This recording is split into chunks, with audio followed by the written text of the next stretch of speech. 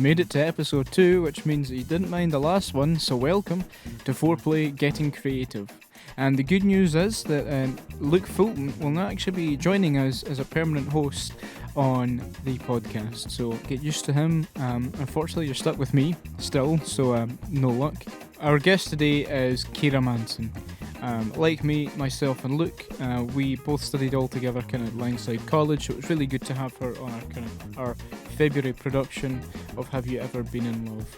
Obviously we kind of talk about the tropes of kind of being in love and that sort of thing, and what it really means, and that kind of, you know, that background that we're created in that kind of culture. But, you know, if you listen to the podcast, it'll all unfoil from there. Unfoil is a new term. Unfold might have been the one that I wanted to use, but hey, we're doing off-the-cuff intros now because it's so much sweeter.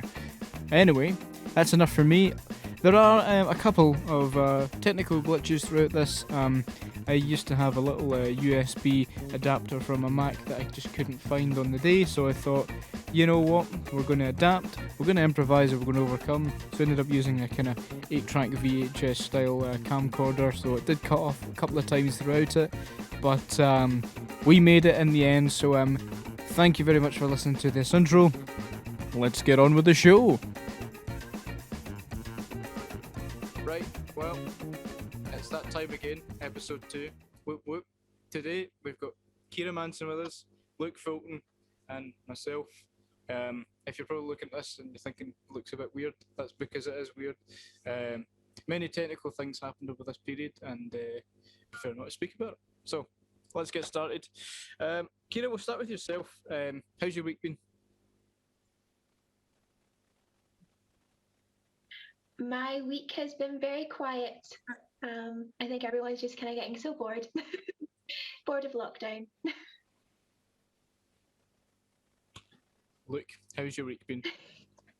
It's been alright. I've had a couple of nice wee things happen. I've had a few more auditions than I normally would get. You know, obviously having got the agent in lockdown, I would maybe only get one audition a month or something. But this week I've had 3 or 4, which is very nice. It yet remains to be seen whether I'll get them or not, but I'm happy to just get the opportunity at this point. Well, congratulations. Look, auditions are quite difficult to get right now, so it's really good that there is still stuff going on. It's still kind of thriving. It's not really you know, I think last time we kind of spoke about, you know, not much going on, etc. But actually, you know, if you put yourself out there with that and you push yourself, there's tons of stuff going on, and there's always an excuse for something not to do it. You know what I mean? So, but here we are. News in terms of Foreplay, the big news. Obviously, we announced a little while ago that Luke is now officially a part of Foreplay, so congratulations. Yes, it's me. I am a returning champion, and I will be part of Foreplay's later, this production, and later productions yet to come. So I'm very excited and very passionate to get stuck in and keep adding to the creative process, because that's what it's all about. There we go. Good stuff. I mean, one thing I want to mention is obviously last month's podcast is slightly different. This month we'll go for more kind of discussional based things. So, you know, it might go off key, it might go off, I don't know where we end up in a tangent, but we'll think of something. We'll chat about it. It's just like you're sitting at a cafe, just having a nice time. No? Yes. Hello. So yeah, no, it's good, man. It's really good to have you part of this, and obviously we are now have you as part of our kind of hosting team for this podcast, which helps make things a lot nicer, and it gives a bit more energy, because if I was doing this every month, I'd probably wouldn't have anyone to listen to. So anyway, let's talk about Have You Ever Been in Love? Obviously February's piece, very quickly done, very kind of put together, and it was just one of these ones that was a frantic. Yeah. We had a really, really quick turnaround on this, because I think we were the piece was coming together. If you're going to talk about the kind of creative process with it, the piece was coming together. It was dealing with the themes, and then I think we were just having a discussion one night.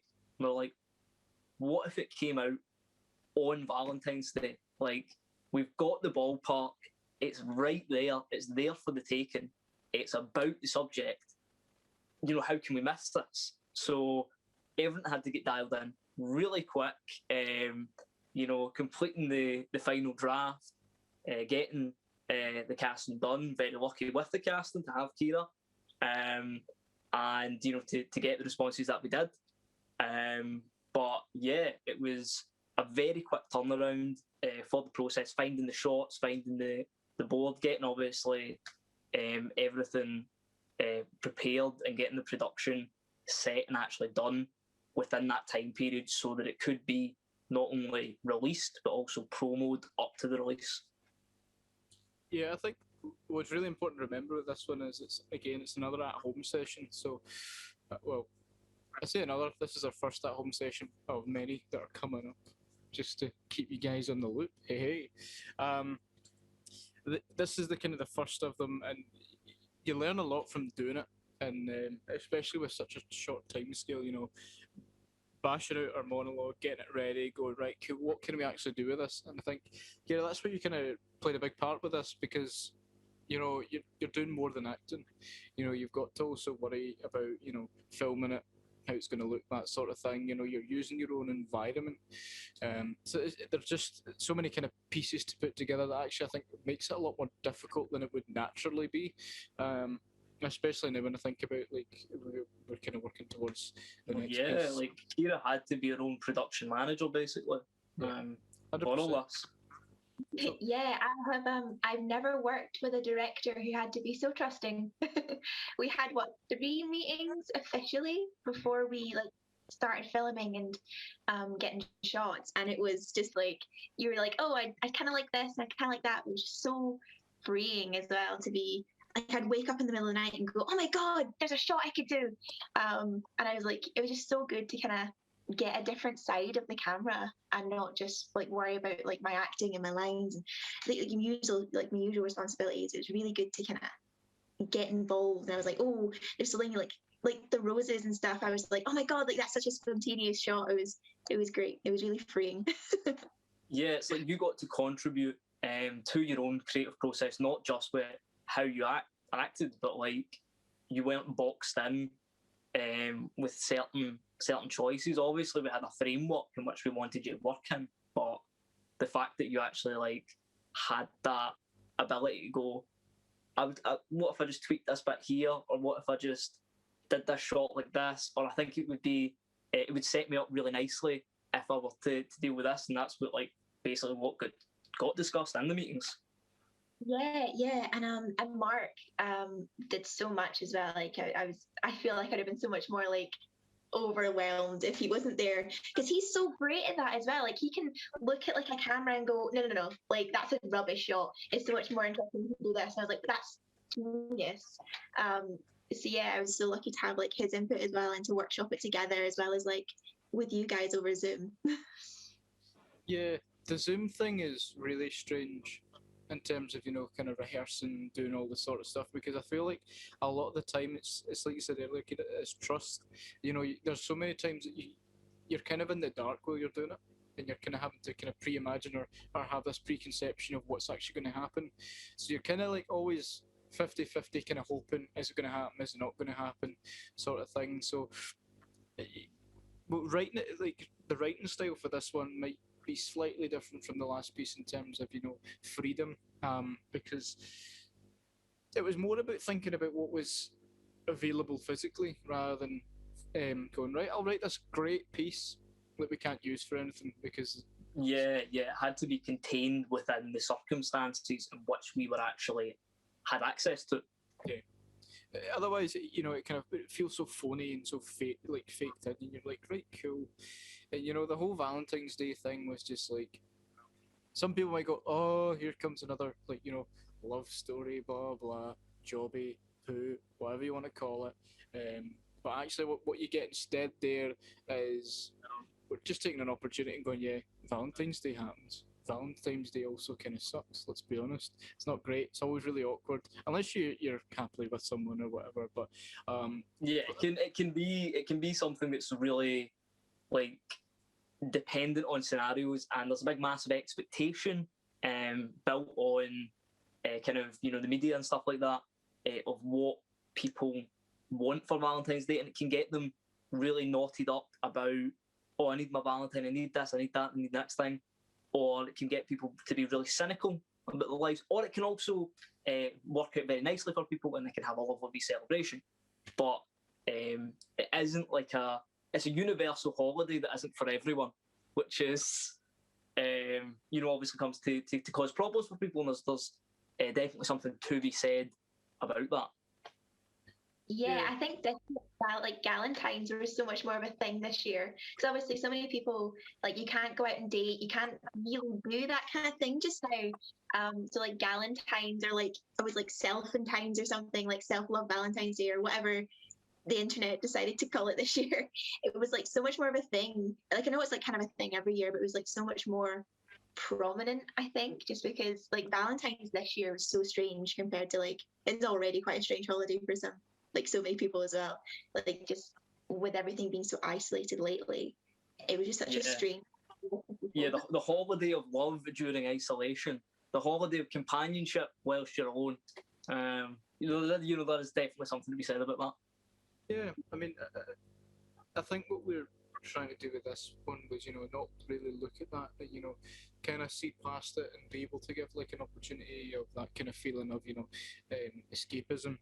You don't need to like think about Valentine's Day in that kind of scenario watching this piece. You can just take a wee bit of time. You can go, there's been some really crappy times that I've had, or actually, no, there's real kind of elements of things that I really enjoyed in those times. I think a big thing about this is the sentence, I love you. Because it's said so much, but I feel like a lot of the time, there is no meaning behind it. There is no, intention. There's no, you just feel like you got to say it because somebody said you had to, and that's fine. I think it's such like a present thing, so I'm really glad that we could get onto this topic. Because I think one thing that was really good, and I think it was something that came from your focus, was that it was not a piece lamenting. It wasn't like, because usually when you get a Valentine's Day piece, it'll be something like either the celebration or the, oh, so sad I don't have one. And I think we very much went down the kind of road of like, what is love? Baby, don't hurt me. But no, we went down the route of what is love and kind of why do we say it?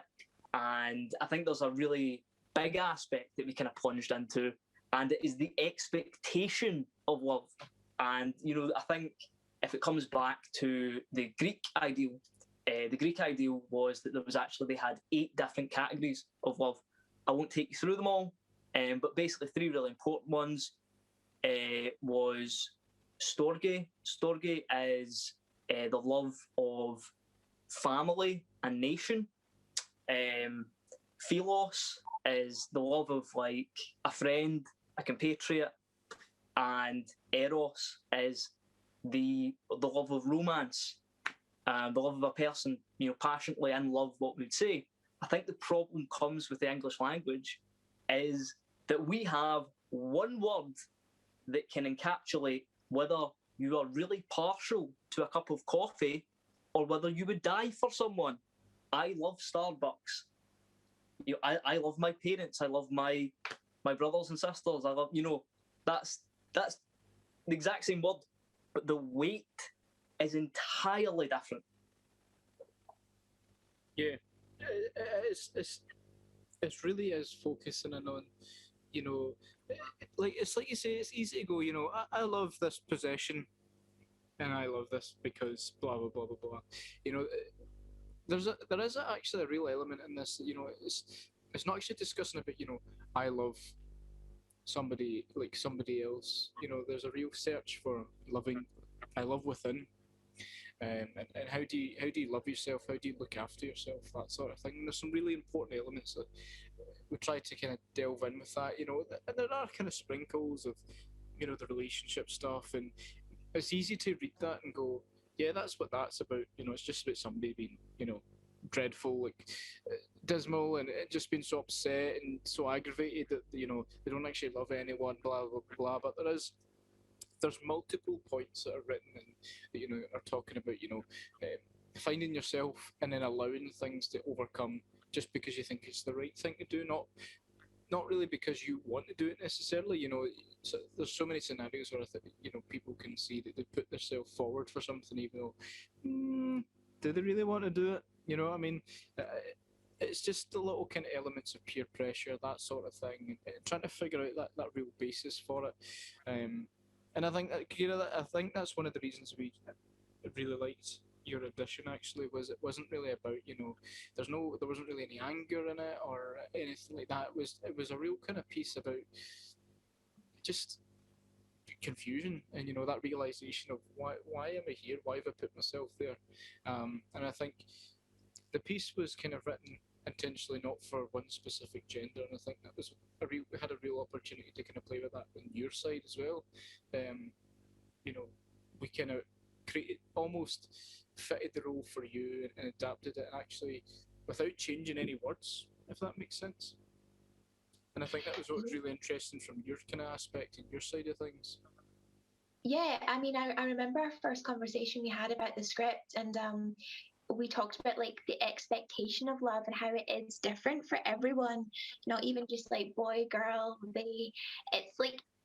it's different for absolutely everyone. Like I remember kind of saying that I've already had that conversation with my mom, and it's like, oh, not gonna last forever, clock's ticking, and like, that's like really personal to me.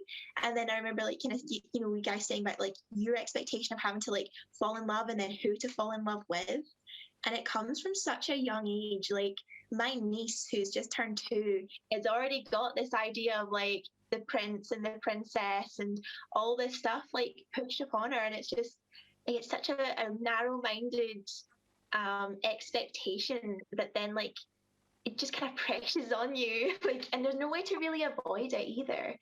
It just kind of like compiled into your life. It's compiled into like society that you will have all these stories. It's in every movie, storybook, television, song you hear on the radio, and it's this idea, and you don't really discover what that is until kind of later in your life. So you start trying to, when everyone starts to discover what that is, you might begin to feel left behind, and you're like, oh, I don't know what that is, and you start to be like, I like them, I find them attractive, I love them, and you start having this like weird thing because you've never experienced it before. But it's one of those things that would be like trying to describe the colour red to a blind person. Like, you know it when you know it.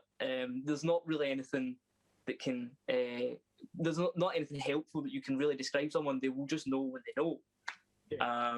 And I think when people try and expect and wait with bated breath and try and latch on any opportunity to say, I love you, to fit in, that's really the priority, because it's not the priority to feel, it's the priority to actually feel normal.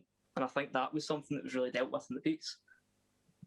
It's that's the kind of thing, and the whole feeling normal thing is such a strange thing to feel, because I feel like everyone has their own version of normal. You go to different cultures, you go to different things. You go to France and maybe somebody's eating some weird food that you didn't expect or anything like that. I don't think like. However, it seems like there's always that kind of version of love that everyone aspires to have, and it never really makes sense. Why would you need that immediately? There's so many people that you see rush into things and then they're utterly miserable and all that sort of stuff, or they rush into things and it's great. It's kind of a bit of a potluck, but I think what we're looking for in that piece was a bit of depth, and I think there's a lot of things that we kind of touched on in terms of rehearsal that maybe wasn't worth looking at. Like, I mean, I remember it was that chat we had about the kind of the fight scene in that kitchen. Oh, does the boyfriend hit her or what happens? And it's not about that. And I'm really glad that we were able to have that conversation go. Like, yeah, we steered clear of it. Yeah, we are not qualified to have that chat yet, and we're not. This is not a piece about that. It's just it's so many things in life that seem like they need to be heightened for no reason, when actually it just happens. Yeah, sometimes actually like just the reality of the kind of not knowing the love, or it doesn't need to be inherently dysfunctional. It doesn't need to be black and white. It can just be confusion. I think the thing is about this piece is it's very much mild in confusion. Yeah. I think very much it was something that Kiera leaned into with her performance. It's kind of like, the best way to think about it is like doing like a really weak fart, right? And stay with me. You get that build up in your stomach, it starts to brew, and you're like, right, cool, I'm going to have this massive stonking fart, and everyone's going to hear it, and it's going to smell great. And then you do it, it's just like a little, that's it. Flat, great. I built this all up for that, great. And then not only now are you embarrassed because nothing came out, you're also embarrassed that you didn't really. You were building it up and building it up and building it up, and then it just came with nothing. And people take farts however they want to do it. I love farts personally. Everyone knows that. It's no secret. Yeah. Sorry, what was this about? No. It's that idea. Love is so built up. It's so concentrated that actually, when you hit the reality, you're like, this was the worst fart of my life. And so many things in life can be dealt with like that, but that's not what we're here to do. We're here to No poet has ever said it better. Yeah, just like going back to the fight scene and stuff when we were talking about it in rehearsals. It's just like I feel like it's when a relationship is bad or toxic or dysfunctional or whatever. The media always tends to portray really extremes, which is good. That conversation needs to be had and stuff, and it definitely has a place. But also, a relationship doesn't have to be that far to be uncomfortable. And I think that's something that everyone can relate to at one point in their life. They felt uncomfortable in a relationship. Not that their partner's doing anything, that's making them feel uncomfortable. They just know that that's not where they want to be in their life. They're not the person they want to be. They're not the person they want to be with. And it feels like in a relationship, when that happens, you have to have something dramatic to end it. There has to be this big fart, if you like. There has to be that big there needs to be a crescendo. It's bigger than a fart. It's a shark. To put the bodily functions away for a moment. I think there needs to be like a crescendo. Some people feel there needs to be a crescendo, or a big fart, if you will. Whereas it can just be a song. Like, it can just be that it's not really worth it for you anymore. It can just be that you're both on different paths. It can be anything. It doesn't need to be a big dramatic explosion. There just needs to be, if both parties can just no longer agree that it's kind of good, or like if each party thinks, or one party thinks, that it isn't conducive to themselves and their own kind of happiness, then it's that can be enough. But the ending itself is kind of anticlimactic in that sense, because actually, it hits. You've got that really big argument, and then nothing really happens with it. It's just you in a bathroom, washing your face, calming down, relaxing, taking it easy, and figuring out, that thing. And it is quite anticlimactic, and people might go watch that and go, "Where's the fight? When's he going to hit her? I want to see some of that action." It's not 1955. Nobody needs to see that anymore. Life is quite anticlimactic in its sense of, you're born, you live, you go to school, you go to work, and then you die, and that's the end.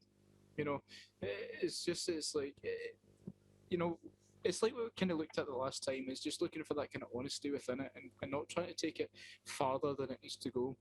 Oh, and I've gone blue again, so it doesn't matter, guys. Don't worry about it. It's not about taking it farther than it needs to go. It's just being real honest about it and kind of figuring out where you need to be with it. I mean, that's the thing, is people relate to what would be called mundane.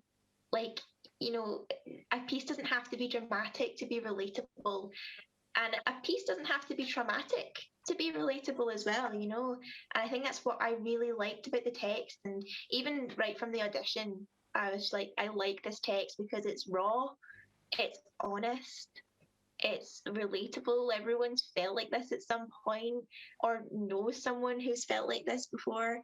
And it's just I don't think you need to go that road necessarily to have like a really honest and raw piece, you know? Yeah, Yeah, if it's an issue that people deal with like so often, I think it's an issue that nearly everyone has to consult at one point. Like either they have like relationship difficulty and they have to decide, you know, this is the end, or sometimes they have the struggle of not knowing, you know, what it is to be in love, or not knowing how they feel about someone, and all these kind of issues are actually, you know, may come across as like fairly mundane, but point being is everyone will experience them. And I think if you want to really find something truthful and impactful, you don't have to go to, you know, the very heightened traumatic niche. You can actually just go to the everyday, you know, I would say the everyday trauma, or like, you know, the everyday kind of difficulties that people deal with. I get that, and just in the interest of time, it's actually, you know, something that, you know, I've noticed with a lot of actors. I think we're trying to be so much more heightened than we actually need to be. But I think, you know, when you just sit back and just enjoy it just a little bit more, and actually understand the depth of what you're trying to do, or understand just kind of everyday ideals. That's when you see the best in things, and you see the most colour. And it's just relaxing, taking it easy, that sort of thing. And Kiera, that's what I really liked about this performance. There was never really a moment where I went, "That's so dramatic. Why are we doing so much with this?" And I think that was really important, and something we really wanted to hammer on, and I think something that we achieved. But just as kind of any last statements, just as are watching our timer go down here, don't want to spend too long. People are busy, they've got things to do, probably just lying in bed, but hey, here we are. You probably lost them at the fart analogies. Yeah. They heard the farts, went, cool, I'm done. That's enough internet for me. But just in any interest of kind of saying any last things, have you guys got anything at all to say? It was just really nice to be working on something. I think that's what people need to, and that lockdown can teach you as like a creator or an artist. Like lockdown gives you this chance to create work and be involved with new creations. You know, you don't need a big budget. You don't need, you know, the idealist scenarios to still create art and send a message out and still work on something you're passionate about. So I think like yeah, like that's definitely something I've taken away from this personally. And I really enjoyed it, and thank you to Foreplay for having me, and Pleasure. thank you for having me. Luke? I would say I think this has obviously been a very good insight, for if you have lasted this amount of time with us, and you are a creative of some sort. I think you've seen how involved our actors will actually be, or, you know, any kind of creative, depending what routes we go down. Any kind of creative we work with does actually have input, because at the end of the day, you know, I think that our idea at Foreplay is that if it isn't, you know, we're not going to make people do things that they're not happy with. You know what I mean? That they're going to be unhappy with. You know, I think there's obviously going to be like creative decisions, but you know, I think everyone gets given a vote. Everyone gets given a platform to be heard out. You know, and to use the platform of Foreplay to, you know, communicate what they want to communicate, to hold their performing in the light and in the way that they want it to be seen.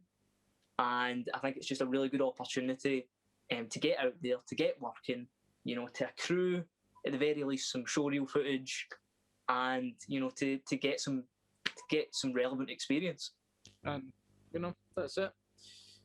It's really well put. I'm not going to say any much more than that because the camera keeps cutting out. It's really dodgy. This month, I couldn't find my adapters, but it doesn't matter because we've got near the end.